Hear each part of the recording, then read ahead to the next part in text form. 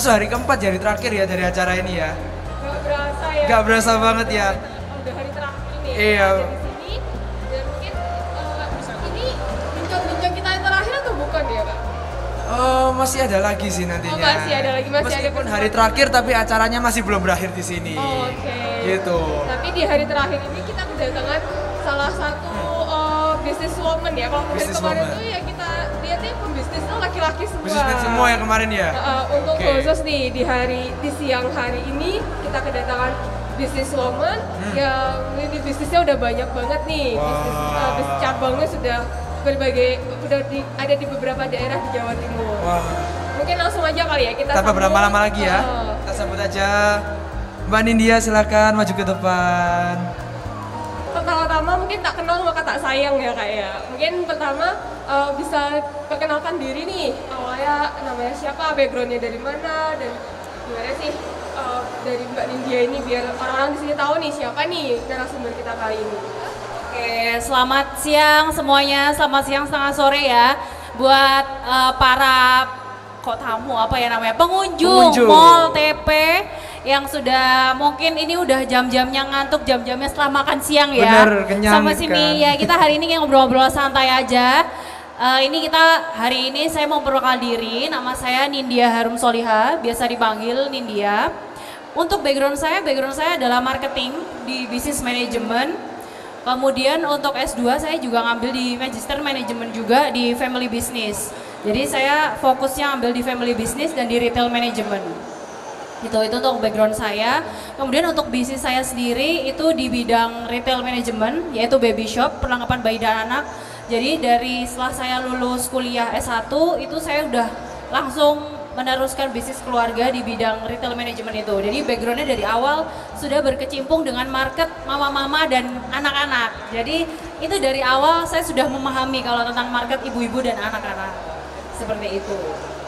Baik, berarti ini backgroundnya itu sudah masuk langsung ke family business ya Kak ya? Nah, gimana sih awal mulanya Kak Nindya ini masuk mengawali karir di sini? Apakah dulu berawal dari kerja ikut orang dulu atau langsung terjun nih masuk ke dunia family business? Oke, awalnya itu saya lulus kuliah S1 bulan Oktober 2014. Setelah itu saya waktu itu kuliahnya di Bandung di ITB, SBM ITB. Dari situ saya masih cari kerja tuh, ya kan, idealisme anak ITB lah, masih pengen kerja di perusahaan multinasional, BUMN dan lain-lain. Saya masih cari kerja selama 2 mingguan lah waktu itu di Jakarta, jadi PP, kadang Bandung Jakarta, kadang saya ke Jakarta. Cuman waktu itu terkendala, saya nggak punya, saudara saya rumahnya nggak jauh di Tangerang. Terus kerjaan kantor-kantor kan di Sudirman, di lain-lain. Saya waktu itu interview, tahu sendiri kan, kalau kita ngelamar jadi karyawan itu ternyata kalau mau jadi MT dan lain-lain itu stepnya banyak. Wawancara 1, 2, 3, habis itu interview HR dan lain-lain, dan itu lumayan. PP pakai Gokar, pakai apa dulu itu kerasa banget, 200.000 berapa, terus naik Gojek, naik apa, dan itu saya kasihan ke orang tua sih. Maksudnya saya ke sana nggak ngekos, terus 2 minggu saya PP Bandung, kadang ke rumah saudara di Tangerang, itu tuh lumayan ongkosnya. Waktu itu tuh sampai umurnya bulan November, kosan saya juga habis, saya balik ke Sidoarjo. Waktu itu saya Sidoarjo, ada panggilan kerja waktu itu di Jakarta, cuman PP lagi naik pesawat. Oke, saya datang interview kalau perusahaannya yang gede. Kalau yang misalnya nggak terlalu apa gini-gini, nggak usah deh, soalnya kan PP-nya juga lumayan. Terus saya ke sana juga harus nginep dibayar juga kan, hotel atau apa. Jadi kalau misalnya nggak terlalu worth it, saya nggak ikut. Nah, pada akhirnya pokoknya singkat cerita, saya capek lah dengan interview yang berulang-ulang dan nggak semudah itu loh. Ternyata kadang kita dari universitas ternama yang bahkan kita bisa bilang ternama di Indonesia, bahkan IPK saya dulu juga cum laude gitu, gak gampang untuk keterima di sebuah perusahaan, itu sangat gak gampang, dan saya capek sih, maksudnya padahal saya baru coba 3-4 perusahaan gitu. Dan waktu itu saya sambil menunggu interview itu saya udah ikut terjun di perusahaan toko ibu saya ya kita bisa bilang itu perusahaan kecil gitu, perusahaan ibu saya, sambil saya nunggu diterima kerja panggilan. Nah terus as time goes by ternyata saya nyaman gitu dengan, kok ternyata nyaman juga ya dengan usaha seperti ini. Dan saya tuh tertrigger, saya lulusan S1, saya harus merubah sistem dan omsetnya harus ditingkatin nih, terus marketnya harus lebih digedein nih, terus ternyata interiornya, sistem manajerialnya itu yang harus saya tambahkan di dalam bisnis ibu saya, yang menurut saya ke depan itu marketnya sangat-sangat bagus gitu, karena ibu saya kan backgroundnya bukan lulusan sarjana, tapi beliaunya itu expertnya di finance, accounting memang. Jadi bukan nggak ahli di bidang marketing dan lain-lain. Jadi menurut saya terjun ke sana, saya bisa bantu dari segi produk, dari dan lain-lain. Nah, pada saat saya terjun ke sana, ya udahlah saya memutuskan waktu itu. Tapi waktu itu namanya juga kita masih 2 bulan lulus ya. Ya kadang ada panggilan 1-2 dari perusahaan, dicoba gitu kan. Tapi pada dasarnya gimana ya? Kalau kita sebenarnya niat kita tuh nggak untuk melamar pekerjaan, kita tuh nggak akan bisa keterima di perusahaan itu karena hati kita tuh sebenarnya bukan fokus ke sana. Jadi meskipun kita berusaha nulis lamaran sebagus apapun, interview online dan lain-lain, tapi kalau kita tuh ternyata fokusnya ke hal lain, kita tuh pasti akan diarahkan sama Tuhan itu ke yang lain gitu. Jadi oh ya udah deh aku kayak gitu. Setelah itu aku dari situ memutuskan untuk fokus nerusin bisnis. Pertama kali yang saya lakukan, saya survei market. Saya tanyain semua customer itu area rumahnya di mana, pembeliannya berapa, saya analisa market. Saya analisa mereka rata-rata berbelanja berapa banyak, apa yang mereka beli dan lain-lain, dan itu yang saya pelajari saat kuliah, saya terapin di bisnis saya. Terus pada saat itu saya mengerjakan, kan hitungannya waktu itu saya tinggal 4 tahun ya kan, saya di Bandung, orang tua saya usahanya di Sidoarjo. Jadi saya memulai semuanya dari nol lagi. Saya memulai belajar dari terima barang, terus dari order barang kosong tuh ngelihatnya gimana, kemudian cara memberi harga, memberi label, ngitung untung, terus dijual ke market itu gimana, terus dibagi ke toko cabang itu seperti apa. Waktu itu kalau nggak salah cabangnya masih 3. Cabangnya waktu itu 2014-2015 awal tuh masih 3. Kemudian saya belajar tuh tentang detail dari nol sampai selesai lah, sampai saya tuh jual. Nah saya waktu itu ya kalau dari dibilang profit atau misalnya apa, saya nggak terlalu mikir ke sana. Yang penting saya belajar dulu. Karena selama 4 tahun saya di Bandung, banyak hal yang saya nggak tahu gitu loh tentang usaha ibu saya. Jadi saya harus belajar semua. Saya belajar suppliernya itu dari yang popok, susu, baju-baju itu semua saya belajar gitu. Terus di 2015 bulan Mei itu di situ saya memutuskan bahwa karir saya ke depan ini saya sebagai entrepreneur pebisnis. Dan yang saya harus cari seorang pebisnis adalah networking. Nah pada saat networking, saya ngerasa networking di Bandung, di Jakarta itu sangat berbeda dengan di Jawa Timur. Akhirnya dari situ saya memutuskan kalau saya ikut komunitas, saya bisa ikut apa nih? Di Surabaya ada HIPMI, ada TDA, Komunitas Tangan di Atas. Kalau GCI dulu saya belum tahu. Terus saya ikut itu waktu dulu saya ikut HIPMI kalau nggak salah, HIPMI Surabaya. Habis itu kalau HIPMI ini ternyata saya cuma berkomunitas saja, tapi saya nggak bisa dapat ilmu akademiknya. Akhirnya saya memutuskan di bulan Mei itu saya dengar ada iklan di Radio SS, Radio Surabaya tentang MMUC. Jadi Magister Management UC waktu itu ngiklan ada talk show di Radio SS. Akhirnya saya memutuskan, kayaknya aku S2 aja deh. Nah tujuan S2 di situ itu nggak pengen, sebenarnya saya jujur nggak terlalu ngejar gelar S2 sih, tapi saya pengen lebih networking yang pebisnis gitu. Nah, di mana sih di Surabaya? Ternyata di UC gitu untuk networking yang bisnis. Udah deh sampai lulus 2018 ya. Sangat panjang ya Kak ya, dan menarik banget. Iya.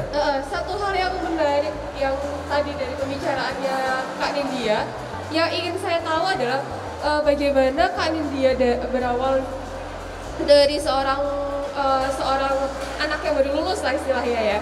Baru lulus masuk ke bisnis orang tua, tiba-tiba harus mengubah semua sistem.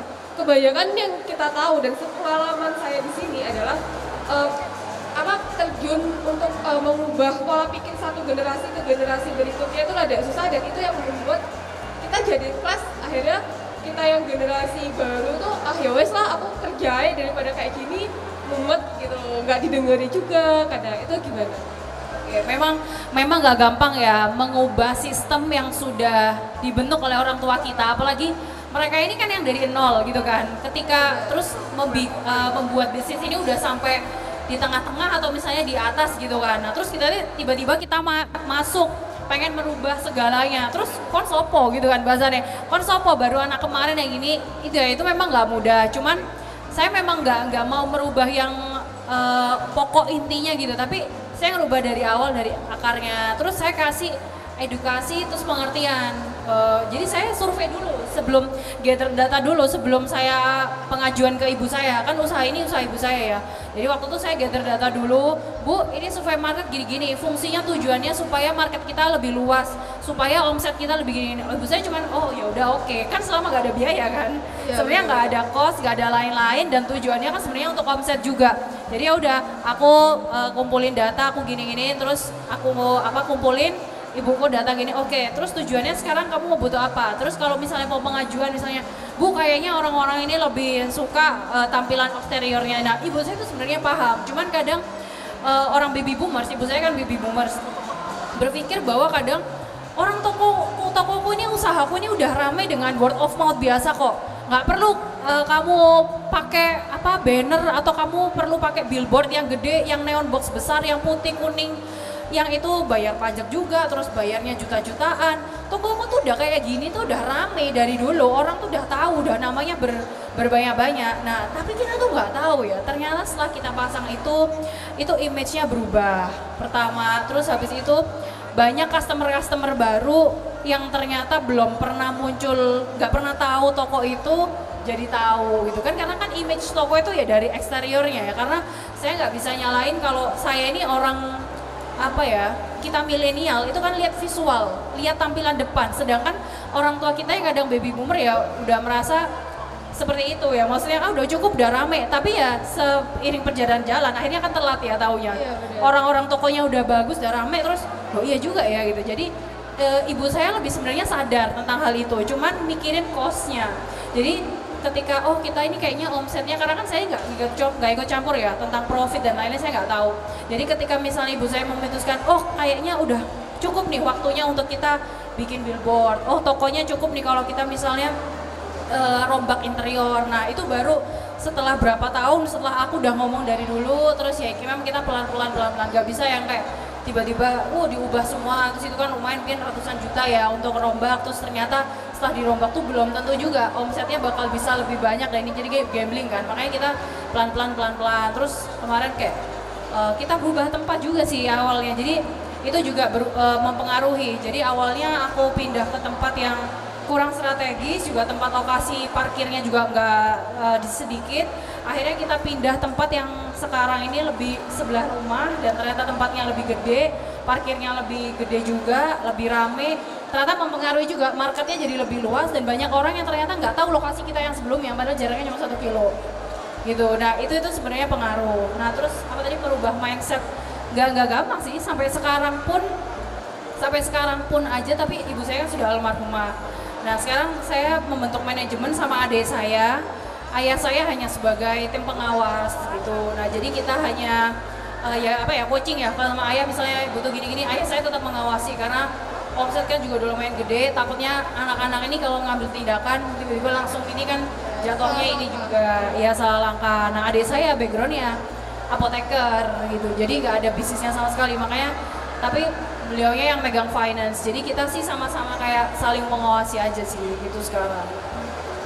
Oke, berarti menarik ya, dari tadi ceritanya Kak Nindya ini berarti banyak pelajaran dari UC yang diambil gitu, kayak analisa market. Ini dulu siapa Kak dosennya? Pak David atau Bu Dame? Marketing Pak David dong. Pak David.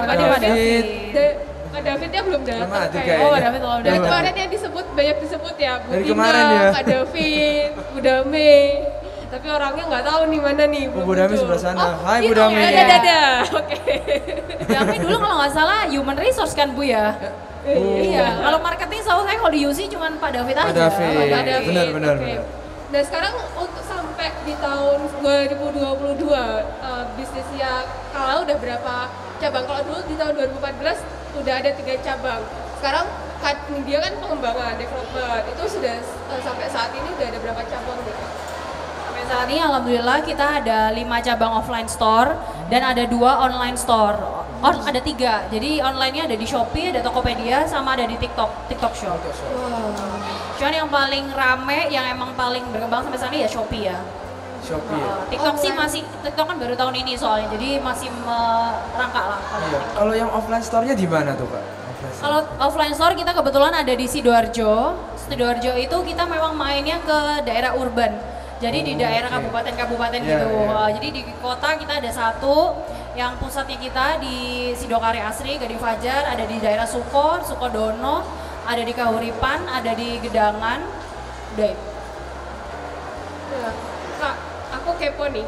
Kalau Lala ya jadi kayak inget Lala Baby Shop-nya ya. Boleh. Nah, Kak Nindya ini kan udah ada banyak ngurusin banyak cabang ya. Nah, gimana Kak Lala ini kalau Kak Lala lagi ya? Boleh, Saya apa bebas. Gara-gara nama bisnisnya Lala Baby Shop itu ya. Udah biasa dipanggil Mbak Lala kok. Lala Baby Shop, Lala gitu. Sorry ya. Ya itu gimana cara Mbak Nindya ini bisa mengelola cabang 1 tuh, cabang 2, cabang 3 tuh jadi bisa growth bisnis dan emang bisa menghasilkan jadi kayak bagaimana quality controlnya itu ya. Dan lain-lain ya. Yang pertama semuanya sudah by system. Jadi semuanya sudah by system dan saya sudah punya key person di tiap toko. Jadi sekarang meskipun kalau misalnya saya tinggal pergi kemana gitu udah bisa. Jadi awalnya sih memang dulu kita dari awalnya banget ya, ini kita masih pakai nota manual. Awalnya kita pakai nota manual, habis itu kok kayaknya agak susah ya kalau ngelihat barang kehilangan, kalau ngelihat nota manual. Terus karyawan makin banyak, akhirnya kita by computerized pun offline dulu. Jadi yang tidak bisa terintegrasi antar satu toko. Nah sekarang kita sudah terkomputerized online. Jadi toko cabang ke pusat gitu, itu sekarang baru dicoba satu toko itu udah ada online. Jadi misalnya stoknya susu SGM nih di toko pusat misalnya ada 10, dia dikasih ke cabang 5, itu udah terintegrasi dan kita bisa lihat di toko cabang tuh stoknya tinggal 5, di toko mana itu stok barangnya di berapa itu udah bisa dilihat dengan online gitu. Jadi sistem antar toko itu udah ada terintegrasinya. Terus di toko pusat itu saya udah ada kayak kepala tokonya, terus di tiap kepala cabang toko itu juga udah ada kepala toko, jadi mereka yang saling berkomunikasi gitu. Jadi saya cuman controlling bagian pembelian sama stoknya, sama saya sekarang tugasnya cuma tinggal kerja sama aja sih. Jadi saya juga melakukan mungkin ini saya bilang saya beda dari yang lain, saya ngelakuin kerjasama juga sama rumah sakit ibu dan anak. Kita bikin event-event yoga ibu hamil, terus saya juga kerja sama talk show untuk live IG dengan dokter-dokter anaknya gitu. Terus saya juga kerja sama Posyandu di Sidoarjo. Kita juga keliling setiap pekan Posyandu, itu kita keliling ke daerah pos-pos yang ada di Posyandu, kita kasih edukasi. Jadi kita soft selling ya hitungannya ya, kita nanamin awareness aja. Nah di acara Posyandu itu saya ngajak partner. Jadi tiap partnernya itu kita beda-beda tiap minggu. Jadi yang penting yang biasanya Pak Ajib datang itu ada popok anak tuh biasanya kita kerjasama sama Sweety gitu. Nah Sweety ngasih edukasi tentang popok, terus penggantian produknya, kemudian susu ini kita nggak pakai susu formula ya, kita pakai susu UHT karena di Posyandu sendiri itu kan memang yang pro dengan susu UHT atau susu steril, tapi nggak boleh pakai susu formula. Terus kita juga kemarin kedatangan kerjasama sama IKFP UNER, Fakultas Perikanan, ngasih edukasi tentang pentingnya ikan untuk pertumbuhan anak.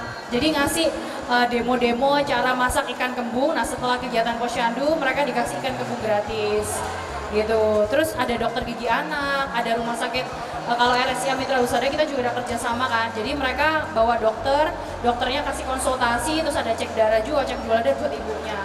Jadi misalnya anak batuk pilek atau apa itu bisa konsultasi langsung ke sana. Dan lumayan gara-gara kunjungan kita ke posyandu di daerah Sidoarjo itu lumayan banyak peminat dan interestnya bagi para warga-warga ya, dari yang awalnya nggak tahu brand Ade Lala ini jadi tahu. Terus pada saat kita reels kita juga banyak tuh komen, Mbak di daerah Sedati dong, daerah mana itu minta dikunjungin posyandunya karena kita kesana kan memang gratis. Kita kesana gratis, bahkan ibu-ibu yang datang itu kita kasih hadiah gitu. Jadi kita juga kemarin ada kerjasama sama Mamuung juga. Nah di tiap ke sana kita kasih juga ini konselor ASI. Jadi ibu-ibu yang sedang menyusui atau berat badan anaknya misalnya kok nggak naik gara-gara ASI, itu di sana kita kasih juga ini konsul gratis gitu. Pokoknya saya pengennya sih tujuannya usaha saya ini bukan hanya profitable aja secara material, tapi pengennya edukasi tentang ibu dan anak bahwa pentingnya edukasi dan ibu yang pintar untuk anak-anak generasi kita, terutama generasi 1000 hari pertama. Iya. Keren ya. Keren. Jadi ibaratnya kita sama seperti yang diajarkan di UC ya kayak networking itu penting itu tadi ya. Penting banget. Jadi kayak kita dalam berbisnis itu tidak memikirkan cuma profit aja ya, tapi dari yang kakak ceritakan tadi misal bekerja sama dengan rumah sakit, puskesmas seperti tadi, akhirnya brand baby shop itu ya, itu akhirnya bisa brand exposure-nya tuh naik, engagement-nya juga naik itu tadi ya kak ya. Benar. Kayak pemikirannya bisa out of the box gitu ya kak. Iya, benar. Nah itu menarik ya kak, itu gimana Kak Nindya ini bisa berpikir, oh ya aku kerja sama rumah sakit. Padahal udah, kalau misalkan orang awam mungkin nggak berpikir, apa sih kaitannya dia sama yoga ibu hamil, apa-apa itu kan kayak yang di luar pemikiran orang awam. Iya, mungkin gimana? kalau orang awam itu kan kayak target marketnya ya udah kalau baby shop ya ke anak-anak, nanti decision makernya kan ya orang tua gitu doang. Tapi kenapa kok bisa sampai mikir ke ya rumah sakit, ke puskesmas itu tadi, kenapa kok bisa kayak gitu? Kalau RSIA kan yang saya kerja sama ini rumah sakit ibu dan anak. Targetnya apa? Jadi saya tuh udah bagi 3 nih.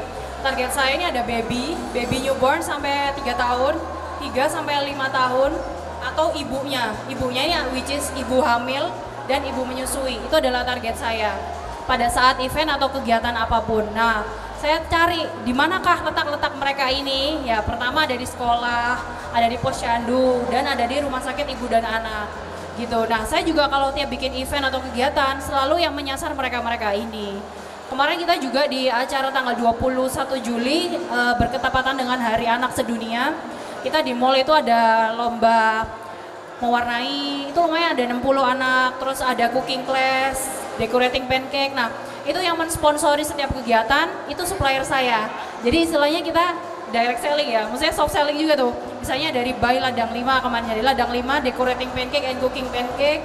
Tapi di sana kita juga bisa jualan pancake-nya ladang 5 dan edukasi tentang Indonesia itu punya loh yang namanya tepung singkong. Nah, singkong ini manfaatnya ini loh untuk anak-anak Indonesia. Nah, di situ mereka juga kita edukasi bahwa pentingnya makan dan ibunya dan anaknya, karena di sana kan pasti ada ibu dan anak. Kayak gitu, terus ada semai benih hidroponik juga, ada pokoknya saya sih kalau kegiatan yang bermanfaat untuk mereka-mereka itu saya oke. Kalau kemarin yang ibu hamil kita ada senam yoga ibu hamil kayak gitu. Banyak macam-macam sih kita sebenarnya kalau kegiatan yang berkaitan sama mereka-mereka itu kalau dibilang idenya ya dari saya sendiri kayak muncul aja gitu loh. Kita kok kayaknya bisa kayak gini-gini ya. Oh ya udah, kalau Pampers gitu. Pampers itu ada lomba crawling, jadi bapak makein pampers anaknya, terus lomba merangkak kayak gitu. Itu sebenarnya kadang nggak kepikiran, tapi gimana kita bisa nyiptain lomba itu ya banyak lihat, terus kira-kira apa ya yang bisa terjadi dari ini, ternyata peminatnya ada nggak ya, ternyata ya ada gitu. Ya coba aja gitu, ternyata ya menarik juga gitu loh buat dilakukan. Jadi ya kalau kita nggak mencoba kita nggak akan tahu sih. Mulai aja dulu. Kayak Pak David, coba dulu. Coba dulu aja gitu. Gimana kak? Oh iya. Mungkin ini enggak, mungkin di sini beberapa pengunjung atau yang hadir di sini termasuk saya tuh mungkin juga punya bisnis keluarga kan kak ya. Apalagi kalau saya nih, misal saya aja di rumah aja nih, sama orang tua aja pemikirannya aja udah beda. Gak usah berbisnis, apalagi berbisnis tambah pusing lagi tuh kan. Misalnya contohnya kalau saya sama orang tua saya kan juga kadang pemikirannya kan masih konvensional ya kalau dibilang ya. Sedangkan kalau saya kan udah mulai mikirnya misal kalau promosi, mereka kan promosinya tahunya cuma brosur, langsung mulut ke mulut kayak tadi. Cuma kalau saya tuh misal lebih ke digital marketing dan lain-lain itu kan kayak. Jadi kadang-kadang dari sana tuh clash gitu loh sama orang tua. Nah kalau menurut kakak ini punya tips gak gimana caranya sih kita dalam tanda kutip bisa berkolaborasi gitu dengan kalau generasi baby boomers itu memang jangan kamu kasih hal yang kamu nuntut mereka terus tuh jangan. Kalau menurutku proof, buktikan. Bukti itu adalah suatu kunci nyata bagi mereka bahwa kamu gak omong doang. Nah, caranya yang pertama kalau memang butuh kos, ya kamu harus bondo duluan. Ya kan? Berarti kamu berani resiko dong dengan terhadap perbuatan yang sudah kamu lakukan itu. Tapi kalau memang bisa hal yang perubahan yang kamu lakukan itu tidak ada kos, ya nggak apa-apa. Kayak dulu aku awalnya butuh desain ini, Instagram butuh gini. Akhirnya aku jadi tertrigger untuk mendesain. aku yang awalnya nggak bisa desain, akhirnya terpacu untuk bisa desain, bisa ngedit video, pokoknya low budget lah, semuanya tak kerjain sendiri, aku belajar sendiri gitu loh, aku lihat YouTube, aku lihat apa, akhirnya aku sampai sekarang nih bisa desain, bisa apa. Tapi kadang ya tim ya yaudah tak kasihin gitu kan, mereka yang disuruh bagian desain, karena semua kerjaan itu ada porsinya masing-masing. Tapi semua kerjaan itu bisa aku lakukan, karena dari awal aku tuh melakukan itu sendiri gitu loh. Nah emang harus kamu tuh bisa ngelakuin itu sendiri supaya kamu tahu sebenarnya kunci letaknya itu di mana. Nah kalau orang tua itu yang semacam itu memang mereka nggak mau ngeluarin kosnya itu loh. Kalau misalnya kamu nggak ada kos kan nggak apa-apa kan. Nah itu cuman ya kita harus nge-proofin itu dulu sih, kita ngelakuin macam-macam terus ini loh Bu hasilnya, ngelakuin omsetnya gimana nih, pengaruh nggak? Nah kita tahun bulan lalu segini, kita udah ngelakuin ini dengan kos segini, kosnya ini berapa persen dari omsetnya, bla bla bla. Kita kasih analisa, mereka kasih gambaran yang secara keuangan real. Mereka kan minta yang real kan selalu. Nah kalau kamu minta bangun gini, kamu minta diubah tokonya gini-gini, terus mau hasilnya cuman segini. Nah mereka nggak suka hal-hal yang apa ya, nggak real kayak gitu loh. Mereka suka yang proof, ada buktinya. Jadi kamu kasih mereka bukti setelah kamu analisa 3 bulan gitu misalnya ya, Bu, saya udah ngelakuin nih perubahan-perubahan di toko. Nah ini biayanya segini, wes ini pakai uangku dulu aja misalnya gitu kan. Wes gak usah dianuin. Nah omsetnya ternyata naik 30%. Ini loh hasil dari ini. Mereka pasti pelan-pelan akan, oh yo ada hasilnya yo dari yang kamu lakukan selama ini. Nah itu, tapi beda lagi ketika kamu punya orang tua yang orang tuanya itu tidak bisa menerima pendapatmu dan kira-kira kamu stuck dengan usahanya dan kira-kira orang tuamu ini tidak bisa kalau kamu ikut campur sana, ya you have to go out. Kamu keluar, jangan ikut campur usaha orang tua yang memang dianya sendiri orang tuanya nggak bisa diikuti campur ya toh. Kamu mau bangun kayak apa, kamu berubah kayak kamu nggak bisa berkembang di sana. Lebih baik ya kamu keluar dan cari kerjaan lain atau kamu bikin usaha sendiri. Atau misalnya kalau orang tuamu, wes kamu tak buka usaha lain gitu, ya nggak apa-apa gitu loh gitu. Karena kadang ada orang tua yang merasa dia masih di usia produktif, masih idealismenya terhadap bisnisnya ini masih terlalu tinggi dan dia nggak terima kalau anaknya ini mengubah macam-macam, ya dia nggak mau kalau diubah-ubah. Ya wes, aku mau tetap usahaku dewe, anakku saya nanti aja, ya nggak apa-apa. Gitu, itu nggak masalah, semua ada masanya dan semua itu pasti akan ada waktunya sih. Jadi kita harus mengetahui dan harus jadi pendengar yang baik ya Kak ya. Kalau belum punya kos macem-macem, lebih baik semuanya dikerjain sendiri lah. Kadang anak sekarang itu masih omsetnya belum ada, belum apa, tapi udah pengen sosmed, sosial media marketing, agensi, biayanya udah 1,5 sampai 3 juta, padahal omsetnya belum ada. Padahal udah ada Canva, udah ada apa, sebenarnya semua itu bisa kalau kamunya yang mau struggle duluan sih.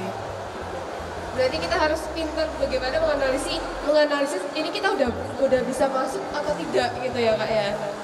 Nah Kak, aku mau tanya dong, dari perjalanan kakak dari awal sampai sekarang membangun bisnis keluarga, terus akhirnya mewariskan bisnis keluarga saat ini, apa sih problem yang paling sulit dan akhirnya bisa terpecahkan dan nggak jadi problem lagi sampai sekarang? Problem itu masalah stok ya sama karyawan sih. Kalau aku tuh kalau masalah sama orang tua gitu sama ibu sih nggak terlalu ini sih, karena semua masih bisa dikompromiin. Masalah karyawan, tapi untungnya kan kalau aku tuh karyawan itu kan gampang ya, karena bukan seorang guru gitu kan. Kalau guru kan memang dia yang harus pintar, dan kadang kan murid ini kalau kayak Miss Rini ini kan yang teman saya juga waktu itu cerita kalau teacher ini memang harus diramut sedemikian rupa dan jangan sampai mereka tuh keluar masuk, karena kadang kalau murid sudah cocok sama teacher ini kan susah untuk keluar. Nah kalau aku nih kan lulusan SMA aja minimal udah bisa, dan yang penting dia jujur, bisa melayani dengan baik, terus ya nggak perlu yang pinter-pinter banget, pokoknya dia bisa beradaptasi dengan baik, itu gampang lah. Kalaupun misalnya dia mau keluar, aku cari lagi banyak gitu kan. Ya cuman ya problemnya kalau misalnya pun ada karyawan baru, ya kita kan kudu ngajarin di toko ini tuh habitnya seperti ini, budaya saya sebagai CEO dan di bisnis ini tuh seperti ini, cara kami melayani customer itu seperti ini, cara kami menata barang, cara kami mendisplay barang. Ya paling edukasi kayak gitu sih. Tapi so far kita udah hampir 3-4 tahunan ini udah jarang berganti-ganti karyawan sih. Paling ada dia keluar gitu, terus aku nambah satu, tapi nggak yang terlalu beda banget dan nggak ini. Jarang, 3 tahun sekali mungkin ada baru satu keluar. alasan apa nggak jelas ya gitu. Tapi nggak apa lah, orang-orang itu karyawan nggak ada yang terikat. Jadi aku nggak pernah mengikat karyawanku dengan kontrak dan nggak pernah membiarkan mereka kalau mau keluar. Malah aku biarin kalau mereka mau resign for good. Jadi mereka resign kerja di perusahaan yang lebih besar, atau mereka resign mau sekolah S1, atau mereka resign menikah karena urus rumah tangga, ya it's okay gitu kan, itu pilihanmu gitu. Tapi yang jelas saya mendukung apapun kalau kamu lebih baik gitu. Kalau memang misalnya dia keluar tapi karena hal yang nggak baik atau apa, ya so sorry. Dan saya tidak pernah mau menerima mantan karyawan. Kalau kamu sudah mau keluarlah. Saya mending prefer cari yang baru, nggak pernah mau terima yang lama. Iya. Mungkin ini saya mau tanya, tapi di luar family business ya. Mungkin saya mau tanya ini kan di era modern ya, 4.0 lah ya, dalam promosi, terutama digital marketing. Ya aku juga mau tanya, kira-kira peranan digital marketing ke bisnis kakak itu seperti apa sih kira-kira? Penting banget sih, zaman sekarang ini kayaknya digital marketing. Aku sih follower nggak terlalu yang gimana-gimana banget naik dari gara-gara Instagram. Cuman karena emang jujur kontenku itu belum terlalu rutin banget konten kreator, karena kita masih kayak serabutan, kita sempat keluar masuk karyawan yang konten dan lain-lain. Nah ini aku mau bangun tim ini gampang-gampang susah, tim konten ini. Jadi menurutku pengaruhnya itu penting banget, terutama kalau aku yang aku pakai, aku di Instagram sama TikTok kan. Nah Instagram sama TikTok itu pengaruh, padahal TikTok aku nggak rajin upload. Kalau Instagram itu dari Instagram Reels. Itu aku menurutku penting banget sih, tiap konten kayak gitu tuh nggak pernah sampai yang ribuan gitu enggak, atau ratusan ribu, tapi kayak 5.000 atau berapa lebih followerku itu pernah gara-gara lagu atau gara-gara apa gitu, itu pernah. Tapi ya pengaruhnya mungkin ya ke attraction, banyak nambah-nambah follower aja sih. Tapi kalau misalnya direct mereka dari situ mereka beli ke store atau kemana, saya kurang tahu, nggak nge-track sampai sana sih, cuma nambah follower aja. Oke. Apa ya, sangat menarik ya pembicaraan siang hari ini Kak. Dari perjalanannya Kak Nindya yang jauh di sana, merantau ke daerah Bandung ya, ke IPB, berharap dapat kerjaan cepat, ternyata nggak semudah itu ya. Yang dipikiran kita para milenial, oh setelah lulus S1, aku tuh cari kerja langsung dapat. Harus kerja pokoknya gitu ya. Harus kerja dulu, terus jadi milenial yang bandel, perintah orang tuh nggak mau ikut bisnis orang tua, jadi kesana kemari, ternyata sama aja buang-buang uang. Sampai akhirnya Kak Nindya ini sudah sampai di titik, sudah growth banget ya bisnisnya. Kalau kita lihat termasuk salah satu businesswoman yang bisa kita jadikan panutan ya. Inspirasi buat kita semua sini ya. Terutama bagi milenial-milenial yang masih bimbang-bimbang kayak aku yang masih terombang-ambing ya, nggak tahu kemana. Mungkin pertanyaan terakhir ya Kak. Ini ada tips and trick nggak sih dari Kak Nindya untuk para milenial yang emang mau entah dia mau terjun ke bisnis keluarga atau emang mau menjalani bisnis, itu bagaimana cara biar bisnisnya sustainable atau membangun komitmen yang kuat dalam dirinya dia sendiri? Komitmen yang kuat yang penting adalah fokus pada usaha kita sendiri. Jangan lihat orang lain seperti apa, jangan lihat terpengaruh orang lain, kok kayaknya besar. Itu kan hanya tampilan luar, tapi kita nggak tahu sebenarnya dalamnya. Bener omsetnya tinggi tapi utangnya juga banyak gitu kan. Jadi yang penting fokuslah pada usaha kita sendiri, tiap hari buat target apa yang harus kita lakukan. Dan oh ya ini apa ya, pikiran yang mindset dari awal juga aku tanamin, karena awal-awal temenku pada di perusahaan gede-gede nih gitu kan, ternyata ada yang rezekinya dapat yang gede dan lain-lain, dan sedangkan aku nih noko gitu kan pada awal, yang sebenarnya orang tuaku sendiri waktu itu tuh nggak ngerti anakku nih harusnya aku gaji berapa ya gitu ya, yang sesuai untuk ini. Jadi ya udah pokoknya aku nggak kekurangan gitu kan, aku dikasih bla bla bla ya udah gitu.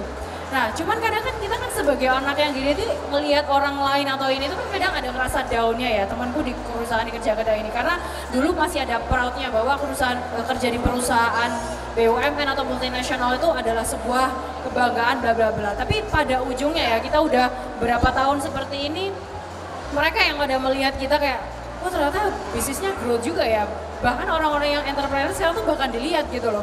Kamu kerja kayak gini nggak 10 jam atau berapa jam, hasilnya berapa sih nih misalnya ya. Mereka kerja dari berapa sampai berapa, gajinya segitu gitu kan maksudnya. Jadi lebih ke kebebasan waktu dan ternyata enak juga ya. Nah mereka malah melirik gitu loh usaha kita yang ternyata oh kayak gini ya, memulainya gimana ya, aku bisa modal berapa kalau mau usaha seperti kamu. Nah mereka tuh jadi kepikiran gitu.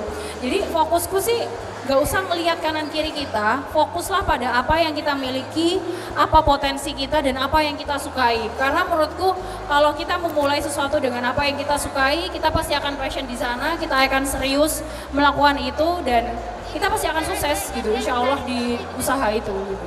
Apapun. Iya, jadi intinya itu rezeki orang masing-masing ya Kak ya. Sukses bukan hanya karena kita bekerja di perusahaan orang, tapi tergantung diri kita sendiri. Ya, saya kira sudah terima kasih Kak Nindya sudah hadir di talk show hari ini. Semoga bisa semakin jaya ya, semakin sukses. Dan saya juga mengingatkan pada para pengunjung TP1 yang ada di sini, jangan lupa untuk hadir di acara Kedai Kamu yang ada di sini karena kita masih ada acara yang lainnya, acara yang seru-seru lainnya pastinya Anggi ya. Iya, terima kasih. Oke, kita tutup mungkin perbincangan kita kali ini. Jangan lupa mampir ke offline store-nya Lala Baby Shop ya. Adik Lala dan Lala Baby Shop di Sidoarjo. Mungkin buat para pengunjung TP yang rumahnya di Sidoarjo, atau kita bisa ada online shop kan, online shop kita ada di Shopee, Adik Lala Baby, dan TikTok Shop juga Adik Lala Baby. Banyak, aku dapat customer sampai Kalimantan, Lampung, pokoknya Jawa Timur sih udah banyak, tapi kalau Kalimantan juga banyak, Sulawesi, Palembang. Oke, saat udah zaman udah digital, tinggal ketik aja di Shopee Lala Baby Shop gitu ya Kak ya. Dan kualitas barangnya udah pasti terpercaya ya, sudah pasti bagus sih. Amin. Amin. Nanti Jeremy kalau punya anak belinya harus di Lala Baby Shop ya. Minta diskon ya Kak ya nanti loh. Boleh. Masih jauh. PO dulu, bahannya PO dulu. Masih jauh. Oke, terima kasih semuanya, selamat siang. Terima kasih semua. Terima kasih. Selamat siang rekan-rekan, nama saya Nindya Harum Soliha, biasa dipanggil Nindya. Saya adalah CMO dari Lala Group Baby Shop. Saya adalah generasi kedua dari usaha retail manajemen Baby Shop. Dan setelah saya mengisi sesi sharing di acara Modis siang ini di Tunjungan Plaza 1, pesan saya untuk UMKM yang hadir pada siang kali ini di acara Modis adalah tetap ikutin perkembangan teknologi yang ada di Indonesia dan fokus pada pengembangan produk yang ada dan sukses selalu. Terima kasih.